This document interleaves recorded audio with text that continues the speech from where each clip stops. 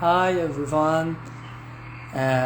Tonight we are here to chat with some great voice scientists and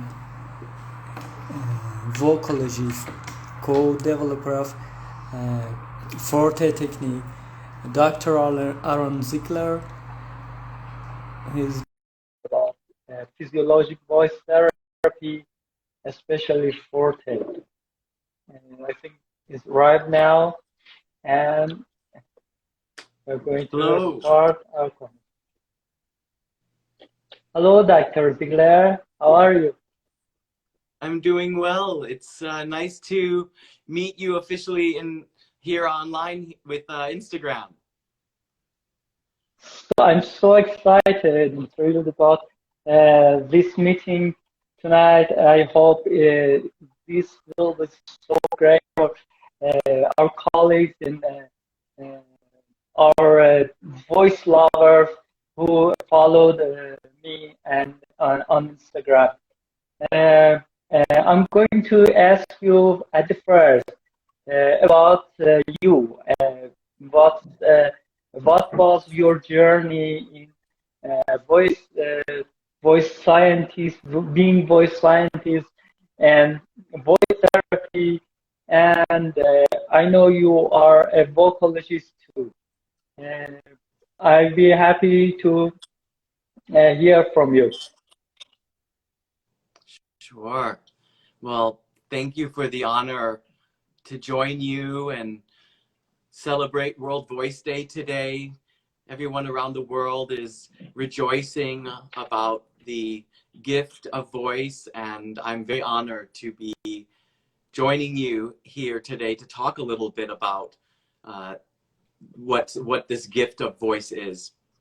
I started my career as an actor, and actually have been was a performer at the age of 12 years old was when I did my first play. It was Oliver, a very well-known musical. And from that point forward, I fell in love with acting and singing and using the voice to convey a lot of meaning, a lot of emotion, a lot of what it means to be human. And that led me, that initial start with performing led me to pursue a bachelor's in fine arts from the University of Michigan, studying acting as well as singing with wonderful teachers and mentors at the University of Michigan in Ann Arbor. I had the good fortune of being able to study under operatic tenor George Shirley for 3 of my 4 years at the University of Michigan, and that was really formative in my training as a singer. And then it was very useful and formative for me as a speech language pathologist. It's so important that we develop a rapport with our own voice in order to be able to have an understanding of how the voice works, and so how we can then translate that knowledge to our clients. After my acting training, I moved to New York City and initiated a performing career. And during that time, I landed in Hong Kong and started teaching the performing arts. And it was such a fun experience to work with children of all ages, from young toddlers to teenagers and early people just about entering adulthood. And what a wonderful experience it was to teach others to sing and act and express with their voice. That was a really important experience for me to teach abroad in Hong Kong. In addition to the other abroad, there's it's so important to honor the culture of the person that you're working with. And so having had experiences working with other cultures, producing voice and trying to incorporate culturally affirming care for people of all cultures was super critical to me as a future speech language pathologist.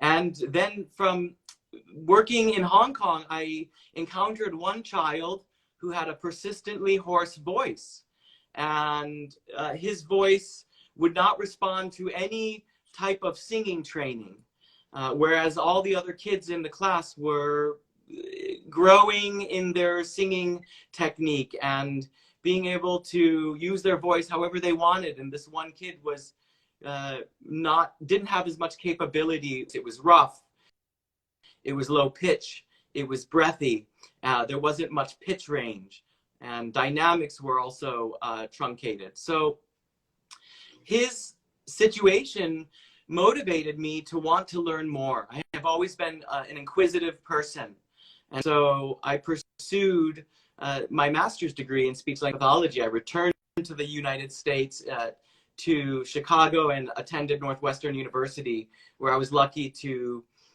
be trained by some of the greatest scientists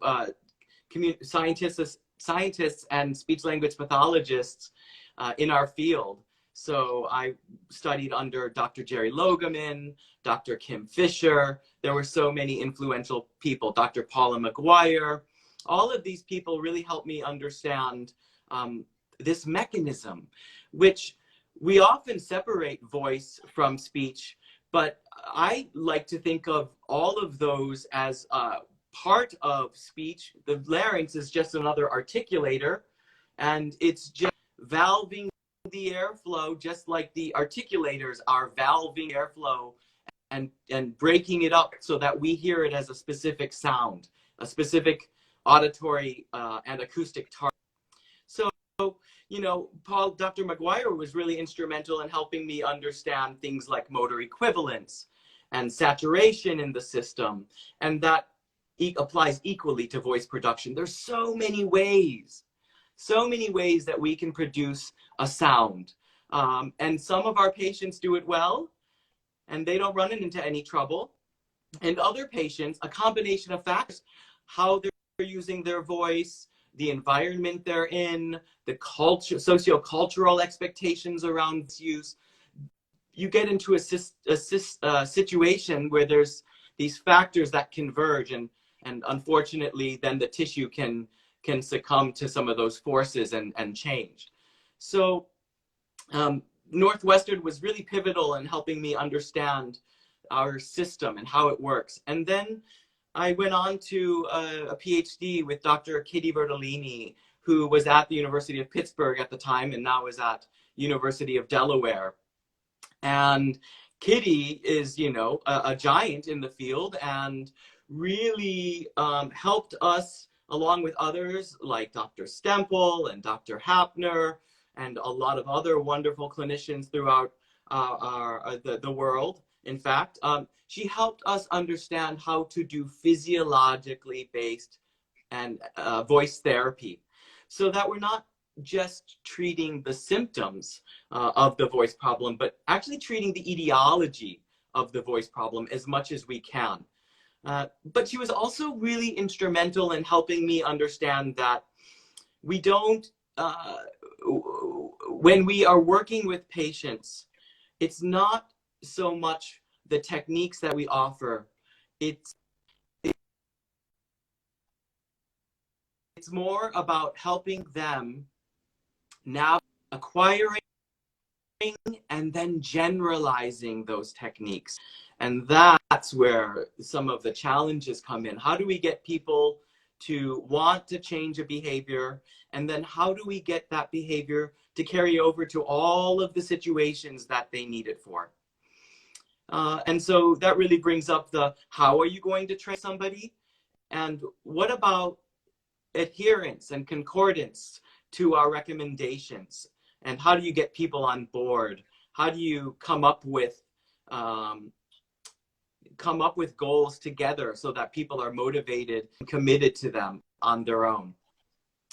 And then from the PhD, or actually during my PhD, I did my clinical fellowship with Edie Hapner, Dr. Edie Hapner, and she was at the Emory Voice Center at the time, one of the foremost centers for voice care. And her and Meryl Kaufman and Adam Klein and Mike Johns, Dr. Mike Johns, Dr. Adam Klein, all of those people were so influential in my clinical practice and really understanding the complexities of what we do. So that's how I got to where I am today. And now I am the director of a independent clinic here based in Portland, Oregon, on the West Coast of the United States. But I love connecting with people all over the world since I've been a little kid. My first opportunity to get to know different people from different places was when I traveled to Costa Rica for 5 weeks. And since then, the world is filled with too many wonderful people and too many wonderful cultures to get to know that I love connecting with everybody that I can around the world. So thank you for inviting me and letting me spend some time with you today. You had a great journey. I think you should write a biography about yourself out there. It was so good. You worked with some great scientists, and that was so amazing. I want to talk about physiologic voice therapy, as you mentioned about that, and their benefits. Here in Iran, therapists generally don't use physiologic voice therapy techniques, and they work with manual therapy and psychogenic therapies, VFT, vocal facilitative techniques. I want to hear from you. What are the benefits of physiologic voice techniques and voice therapy sessions in US? How % of the session time is for physiologic voice techniques? Yeah, it's an excellent question. And one thing that I think that is important to recognize is that different places have different resources. And myself, I've been lucky to have access to a lot of resources. Not every location, not every clinic, not every place has access to all of the available instrumentation for measuring and evaluating voice disorders. Exactly. So we have to keep that in mind, because if you are not able to see the larynx, it would be very difficult to do physiologic voice therapy. And to know what the etiology of the voice problem is and thus apply an appropriate physiologic technique, which you can then theorize the mechanism of action, you would have to know what the etiology of the problem is. And not everybody has access to imaging. We, of course, try to do our best to ensure that we get imaging. But that is a really important caveat before I dive into my answer. So I come to this with humility and recognizing the privilege I have to access laryngeal imaging equipment. In fact, the wellness group where I am director, we have our own equipment. I'm fortunate enough to be able to afford my own equipment that is portable and mobile, and where we travel to other places to bring imaging, that instrumentation and that type of assessment to others. But to get back to your question directly, physiologic voice therapy addresses the underlying mechanism of the voice disorder.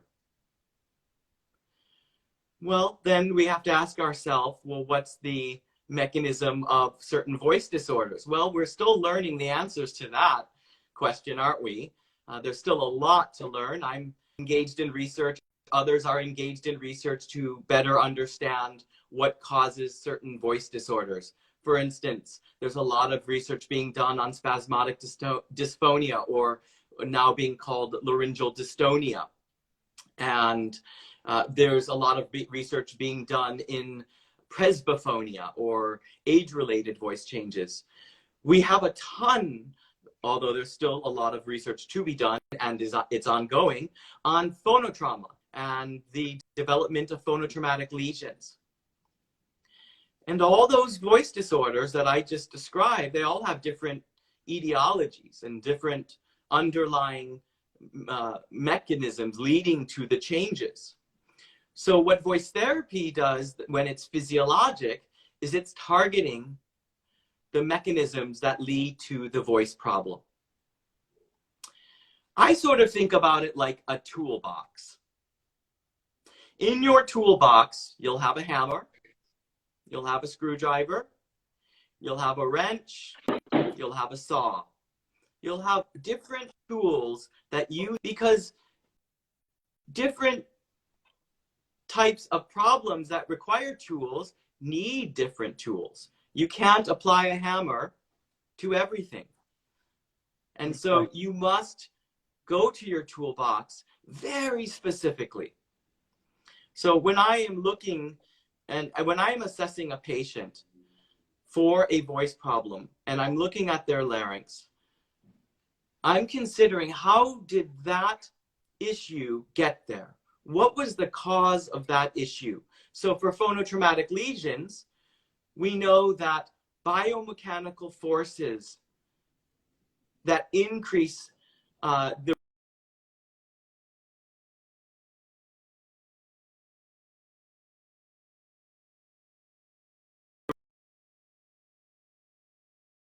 by their physical environment and the sociocultural environment. So, for instance, if you are a teacher who has to be heard in the back of the classroom, and your classroom is large with poor acoustics, with many students, without a microphone, with a lot of dust or particulates in the air, a dry environment, well, then your risk for injury increases, not just because of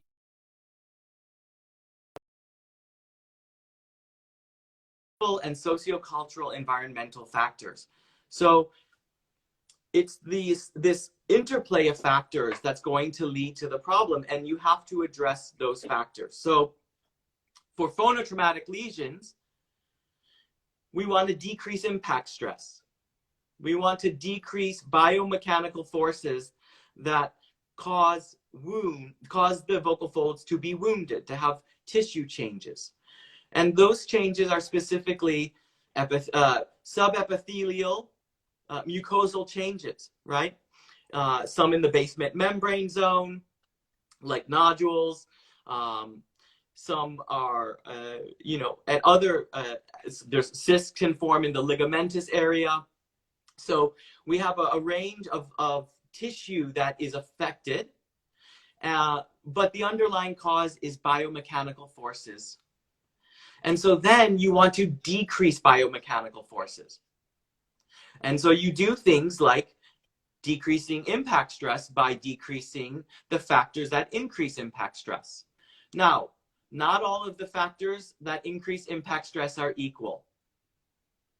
And when you look at when you look at the studies looking at what increases impact stress, there are three main factors. There's adduction, degree of adduction. There's the amount of subglottal pressure. And then there's the fundamental frequency, the rate of vibration. And when you look at, modeling and curves that have been produced based on some modeling of what these forces are like at the level of the larynx during vibration, you find that adduction is actually the main culprit for when we increase adduction, we have a significant increase in impact stress. As opposed to subglottal pressure, when it is generated by lung pressures, and fundamental frequency, those increase impact stress less than increasing adduction. Adduction is a major contribution. And so it's really about decreasing adduction while still trying to help the patient achieve the voicing needs that they have. If they need to be loud, they need to be loud that has decreased adduction, but or using acoustics, vocal tract adjustments to modify the acoustics. And so we use semi-occlusive vocal tract exercises for that. We use vocal function exercises for that, which is semi-occluded. We use conversation training therapy, which is also within semi-occluded vocal tract exercises because it has nasals and focusing on resonance, although it incorporates all sound because it's done in the patient's own narrative. So it actually incorporates all consonants and vowel sounds, which is great for generalization then, because we are training the task that the patient's actually going to do. So that's one problem that we deal with. We deal with phonotrauma that arises from biomechanical forces such as impact stress and shearing forces. But then we have other disorders that have no origin in impact stress.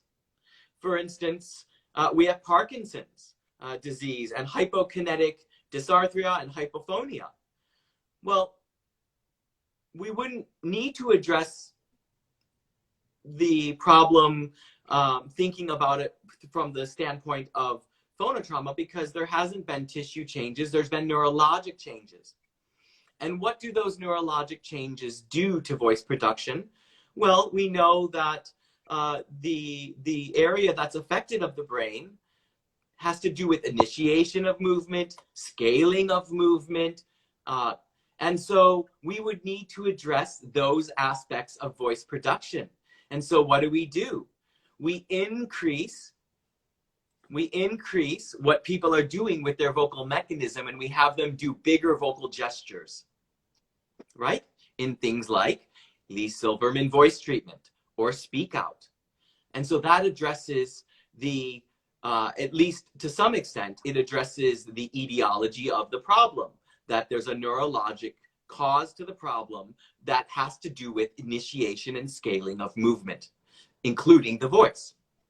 Then we have age-related voice changes, or at least age is a piece of the puzzle for age-related voice changes. But what about aging causes these voice changes? Is it just time alone? Is it just that time marches on, and as time marches on, we lose our capabilities? Or are there other mediating factors? So, for example, could it have anything to do with the way we use our voice? Could it be a problem of less use or less intense use, or not engaging the mechanism fully enough, regularly enough to maintain it over time? Is that a piece of it? What can be at play besides just time alone? Because if it's time alone, why don't all of us have it? Why don't all of us experience changes? If we all, for everybody who lives till 70 or 80 or 90, if it's time alone, everybody should then have presbylaryngeus and presbyphonia. But Now, while the prevalence does increase with age, which means that time is a factor, we still see that there are varying degrees of severity and that there are varying degrees of prevalence in the population. So there must be other factors that we're not appreciating, both protective ones, right? Ones that help people age well, and those factors that unfortunately cause some people to lose tone, bulk of the muscles of the vocal mechanism. The vocal mechanism. Notice I didn't say vocal folds. We have a mechanism that we work with.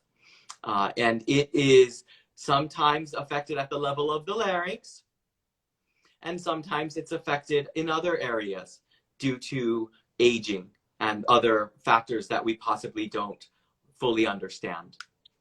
So that's what I think about. And so to address those, you would use something that helps to increase the way you're using your voice, the amount you're using your voice, to condition your voice. Just like if you sat every day of your life, your physical abilities would also decline. Your ability to stand and walk and do the things on a daily basis would also change. How do I know? I've been doing it for the past 2 years as we've been doing telehealth. And I've been noticing a physical decline at a much greater rate than I had previously. And the difference is I'm sitting a whole lot more. So that is what I mean by physiologic therapy. A hammer for the problem that needs a hammer. A screwdriver for the problem that needs a screwdriver. And a wrench for the problem that needs a wrench. Now, you can have multiple problems. And you may need multiple tools. And then we're not even talking about the if and the how. We're not talking about motor learning. We're not talking about buy-in and commitment. And let's just say for a second, as somebody who studied singing, as somebody who studied acting, as somebody who has tried to go to the gym, changing behaviors are hard. Changing human behaviors are hard. And there's reasons for that. We like what's familiar. It's less energy consuming. Imagine if every day we had to relearn how to navigate the day. That would be exhausting. But that's what we're asking our patients to do when we ask them to change their voice. We are asking them to think about their voice every single day, which is exhausting. And so how do we get them to do that faster? I'm really into treatment efficiency. People don't have time to come for 10, 20, 30, 40 sessions. Now, I'm talking about something like muscle tension dysphonia or vocal fold nodules, which we would expect to resolve rather efficiently. So 4, 6, 8 sessions. For a neurologic condition like Parkinson's disease, where it's degenerative and progressive, of course, more sessions may be indicated as the goals might need to shift with the decline and the ongoing nature of the condition. But we need to be efficient. We need to be efficient. People's their time is at stake. Depending on the healthcare system, they may have to pay something. So money is at stake. If it's children, we're taking them out of school. Their learning is at stake. We're taking people away from their families and friends and all of the things that they love to do, which is why they're coming to us, so that some of those things they can do again and engage in. But let's get them done.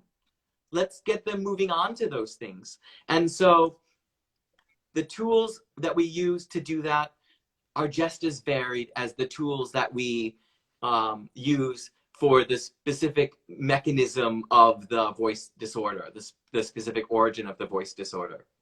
So we got to build a therapeutic alliance. We have to recognize that people come from all different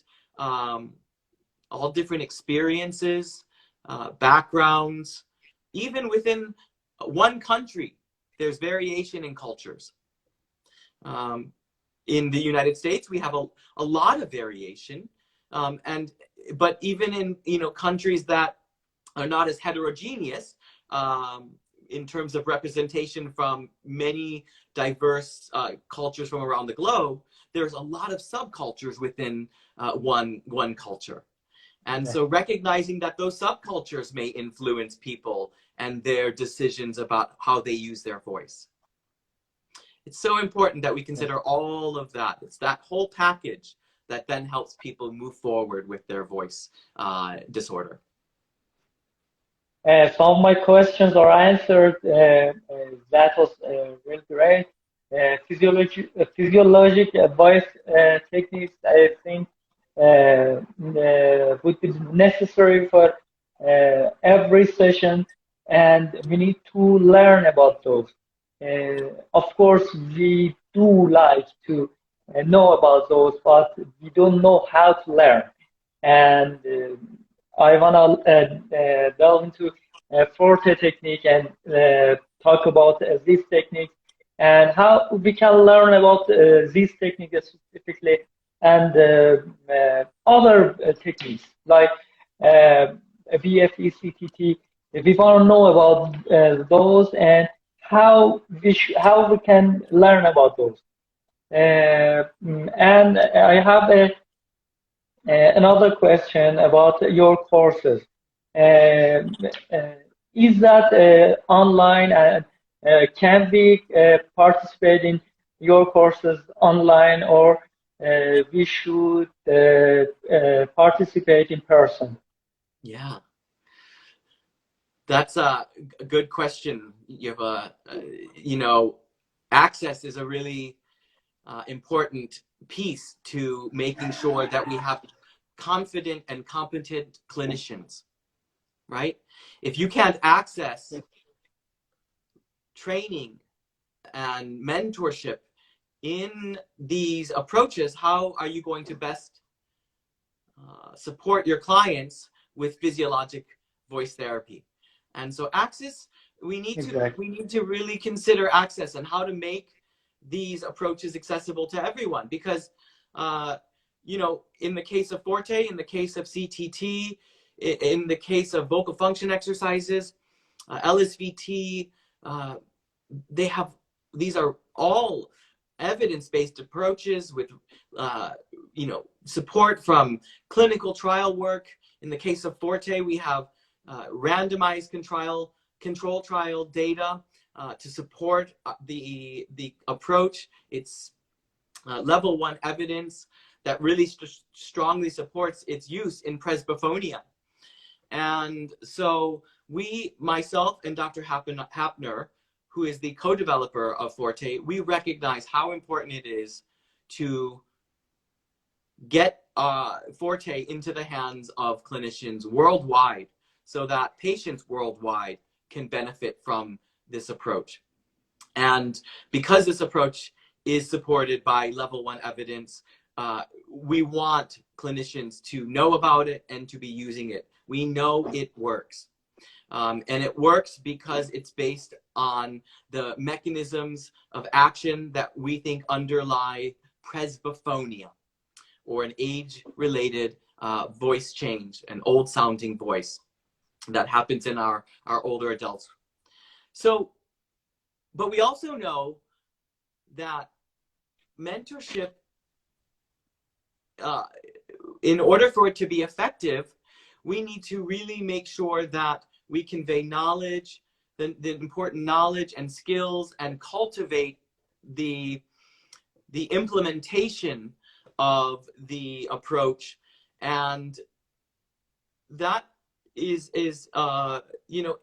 really, you need to consider how people learn and how to what influences people's decisions about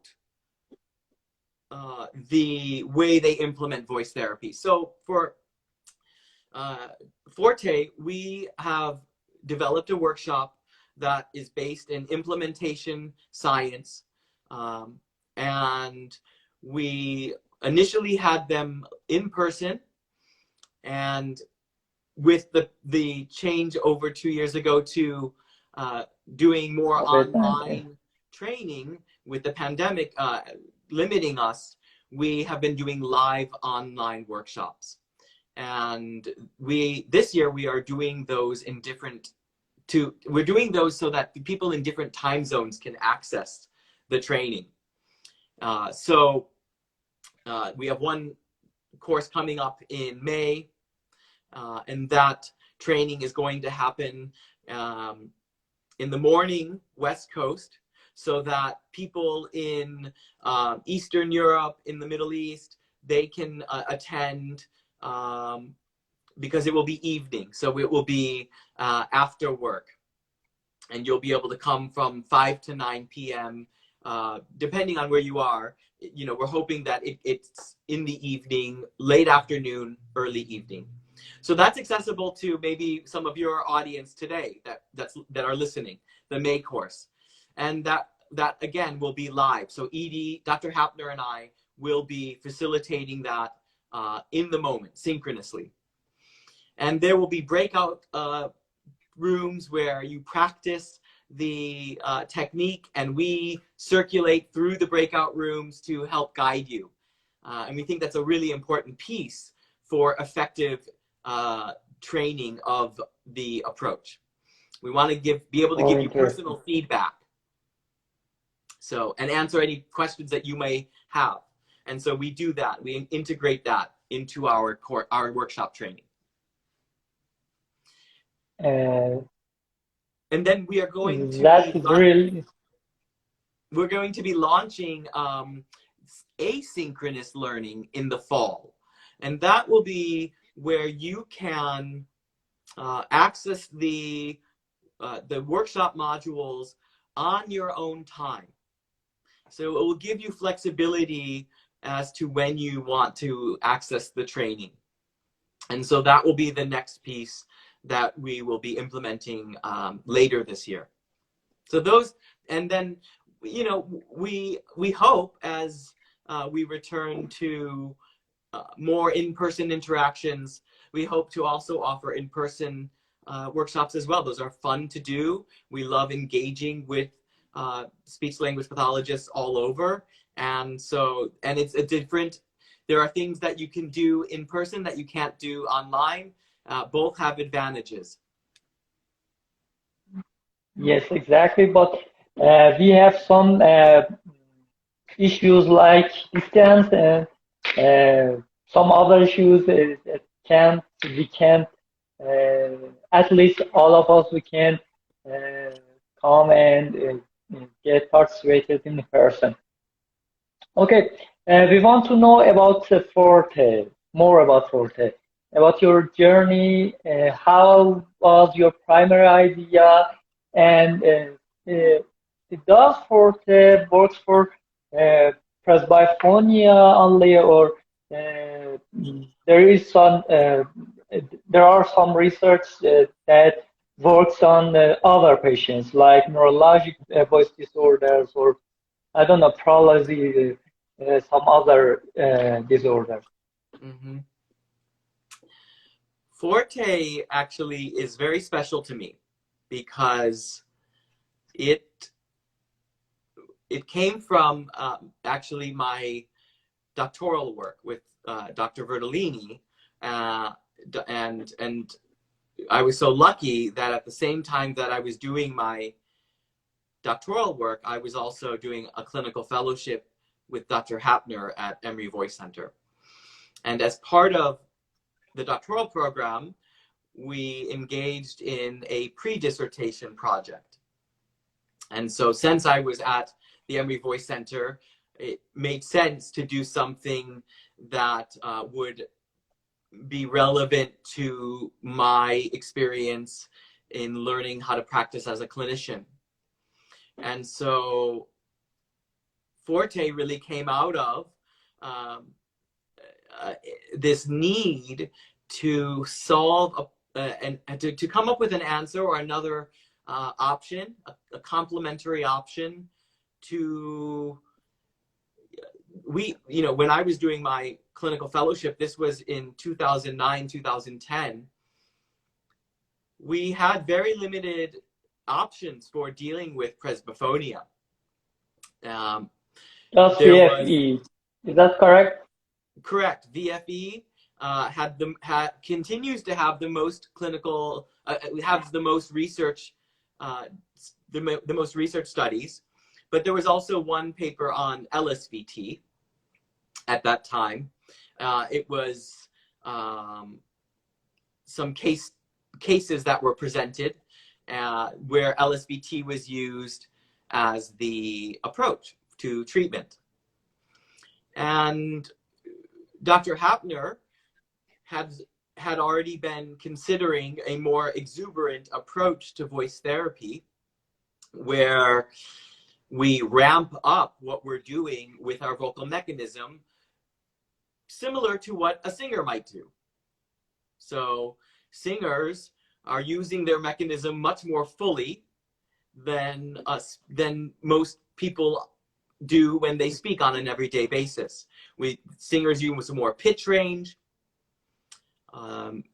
They temporally, we hold out, as a singer, no longer performing anymore, but as a singer, you hold out notes, right?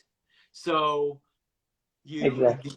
we extend the voice, we engage it more fully, and we use more dynamic range when we sing. We sing very softly, and then we sing all the way to fortissimo, so with great power.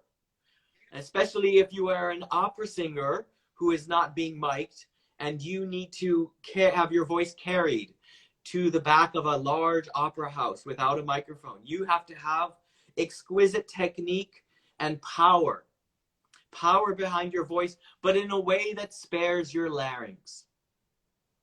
In a way that spares your larynx. And this was the very training that I had as a singer with George Shirley. So I understood. That was the primary idea about the technique, how a singer sings. Singers, but also my experience as a trained actor. When you have training to engage your mechanism effectively so that you are coordinating breathing, respiration, the exhalatory phase, when you're coordinating that, and that is supporting the sound that is being created at the larynx, so that the vocal folds are more or less passive. They're not having to adduct. They're not having to squeeze, because you're giving the subglottal pressure. And when you have a vocal tract that helps to amplify the voice, and you open your mouth and let the sound radiate, you can have power behind your voice and not have any issues here. And I've been doing it for 30 years of my life. And I've never run into any voice problems. I've never developed nodules, polyps, cysts. And I believe it is totally due to being trained by people who understood the voice and how to train actors to speak loudly, and a teacher who trained me to sing with power but without strain. And so you take that excellent technique and you couple that to the needs of patients with presbyophonia, and you can get a powerful experience that leads to a powerful voice. And so that was the motivating force behind it, in terms of thinking about, sure, we can have an energized sound, a powerful sound, and we can do it without hurting ourselves. Now, we also have some really exciting situations with our older adults that allow us to protect them from having phonotrauma. Many people who have presbyophonia also have presbylaryngus. So they have a gap. And that gap protects them from developing phonotrauma mid-membranously, because the impact stress is less when the vocal folds don't collide, when they don't touch. And when you have a gap, the vocal folds don't close. That's one of the problems, is that air escapes because the vocal folds don't completely close. Well, if they don't completely close at that midpoint, there's no impact stress. There's no impact. There may be impact stress in other places along the vocal fold, but the place of greatest impact stress is mid-membranously, because that's the point of greatest acceleration towards midline. And they also don't have as great of they don't have as great of acceleration, because they don't have as great of an excursion. So the vocal folds of our older adults who have presbylaryngitis are somewhat protected from phonotrauma inherently because of the problem. Now, we are dealing with a system that is more than just the mucosa of the vocal folds. The mucosa of the vocal folds vibrates over a muscular layer. In addition to the vocal folds and the thyroarytenoid muscle, we have other muscles. We have the posterior cricoarytenoid muscle.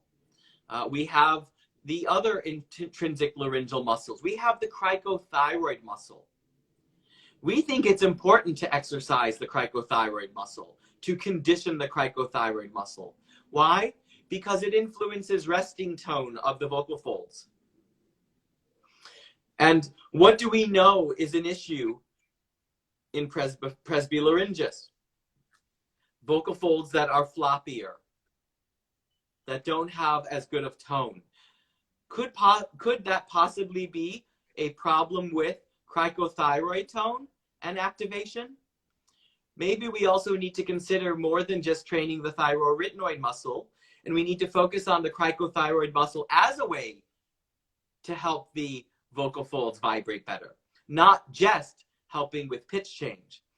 The cricothyroid muscle is actually activated pretty much throughout both inhalation and exhalation, because in inhalation, it stabilizes the vocal folds so they don't collapse as we breathe in. It adds resting tone to our vocal folds. It's important, and we should consider it and give it more attention. So we do in Phorte. We have an exercise that goes through the entire physiologic pitch range. Not some of it, the entire. We want to exercise the cricothyroid muscle fully. Now, do we make sure that the patient's doing that correctly with good technique? Not straining here? Absolutely. Straining is not part of Phorte. If our patients are straining, if our patients are experiencing discomfort, we need to guide them to a different way of producing voice. And so any discomfort, any effort, any strain, we need to be engaging them in shaping that sound. We would do that with every voice therapy program. You want to optimize the form of what the patient's doing so that then the task that they engage in, they benefit from. If you practice poorly, you will have poor outcomes. If you practice well, you'll have more luck, you'll have more opportunity for a positive outcome. So we want to make sure that we send our patients home with what they can do. And if they can't do things without straining, then we limit what we send them home with. And we help them do that confidently. And then the next time they come, they're doing that one thing better. And then we can build on it. There's no rushing in voice therapy. Being efficient isn't the same as rushing. They're different. Being efficient is thinking about honing in on the problem and really focusing on the limited set of factors that are contributing to the problem, not throwing the whole kitchen sink at them, not throwing the whole toolbox at them. The whole toolbox isn't necessary. We just need a wrench for the problem that needs a wrench. Or maybe we might need a wrench and a saw. but we don't need the whole toolbox. We need to really hone in on the problem, be efficient with our time, give lots of opportunity for practice. Lots of opportunity for practice. The first 5 to 10 minutes of a session, we're checking in. We're seeing what happened in the time between our sessions. Lots can happen in the time between our sessions. Things that can help them, as well as things that can throw them off and take them back a few steps, right? An illness, right? That could throw somebody off. Or maybe they weren't able to practice as much, right? So really helping them figure out how to practice, and then getting to the practice. Lots and lots and lots of practice in all different situations. Practice that voice counting. Practice that voice saying the months of the year. Practice that voice saying the days of the week. Now, name as many fruits as you can think of. Name as many vegetables as you can think of. Now, let's talk about what you did this morning. Let's talk about what you're going to do after this session. And then let's get to novel things. Let's talk about topics that maybe you don't always talk about. We're going to challenge the patient. We're going to help build a representation for them of how to use their voice and how to get there when it's not always easy to do. And Phorte does that. Phorte integrates optimizing the voice, shaping the voice, so that when they do the tasks, like the pitch glide, through the physiologic pitch range, there's no strain. There doesn't have to be strain.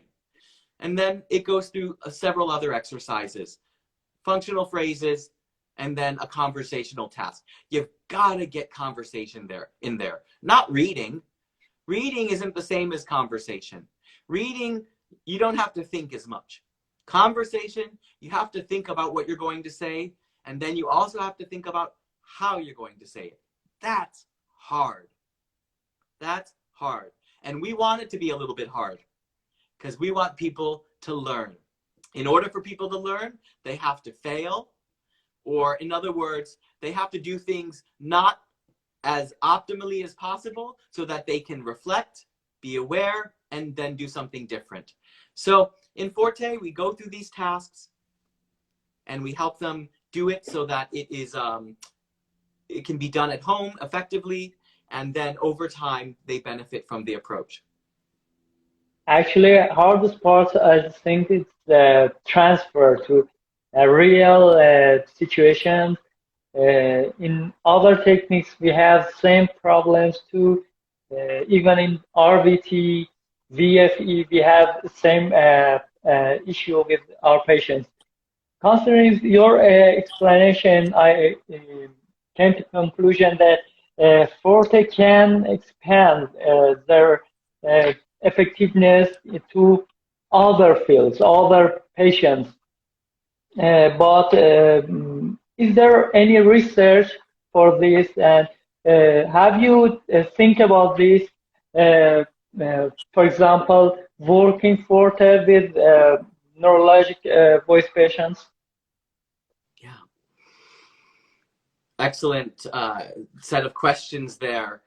First, yes, we absolutely do intend to think about Phorte for other populations when an exuberant voice therapy approach would address the underlying etiology of the problem.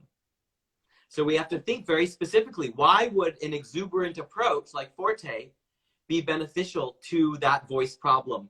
And before, and Dr. Hapter and I agree that we don't just use Phorte for every voice problem, because as I go back to the beginning of what I said, Phorte is a program that is researched for presbyophonia because it addresses the underlying cause of the problem, or at least the some of the underlying physiologic changes that occur. So we would want to be very specific about how we expand Phorte to any other clinical populations. It would have to address the underlying cause of the problem, of the voice disorder. But there certainly are potential clinical populations that would benefit. For instance, vocal fold paresis, where there is a nerve conduction issue, that and then as a result of that nerve conduction issue, there may be some atrophy of one vocal fold if it's a unilateral vocal fold paresis, and where there may be some glottal closure issues, and so an exuberant approach may be beneficial. Chronic cough, especially in our older adults who have chronic cough, particularly when they talk, it may be beneficial to help improve what they're doing with airflow when they talk, to then help them get rid of their chronic cough. So yes, I want to move forward very specifically when I address a voice disorder with an exuberant approach. As far as transfer and generalization, well, you know, in terms of phorte, we actually have the patient engage in conversation, right? The fifth exercise is conversation. So that directly addresses generalization by engaging in conversation. But we also have the functional phrases, and I recommend that my clients write the functional phrases repeatedly, new ones every session or every couple of sessions, so that you always are having fresh phrases. And then we are always wanting our clients and patients to use the best voice in conversation. So the exuberant approach in phorte isn't just for the vocal tasks, it's also for conversation. And so while they're not going to necessarily use as exuberant of a voice for conversation, they should still activate and energize their voice more so than they do when they come to you. When they originally come to you, you hear a voice problem, it's not very activated or energized, their voice. They need to activate and energize just like they do with phorte, maybe just not to the same degree in conversation. So transfer and generalization is a part of phorte. We run out of our time, and we have very questions, and I can't end this conversation because I love talk to you about this subject, but I know you have a limited time, and you gave me 40 minutes at most, but we are 1 hour. And I think it was very good and helpful for our colleagues here, and they gave their answers about phorte, about voice therapy techniques, physiologic voice therapy. That was really great, and I want to thank you for being at this conversation. That was a great honor for me and for us, and I hope I will talk to you another session in about phorte or other techniques. I attended one of your courses about paralysis in MedBridge. That was excellent. That was that changed my career in treating those patients. I think we should use you and your knowledge more, and I hope that will happen. Thank you. If you have any comments, we will be glad to hear. Well, I am humbled and I'm just truly honored to, you know, have spent an hour with you and with everyone who joined us. As I said, access to training and mentorship that's rooted in implementation science is critical. It's critical for people's training and implementation of the therapy approaches that are best going to help our patients. And I just really appreciate your desire to learn more and to bring information to your audience, everybody who's joining us. And I look forward to continuing engaging. I actually have a really wonderful colleague and friend from my days at Northwestern who lives in Dubai, and we're talking about when I can come out there. And then I also have a lot of good friends who are from Iran and are Persian, and I have been just special place that I have in my heart for everybody over there. And I look forward to meeting you and many of your colleagues. Absolutely. Absolutely. Thank you very much. Take care. Have a good night. Sleep well. You too. You too. Thank you. Bye. That was great. Thank you. Bye.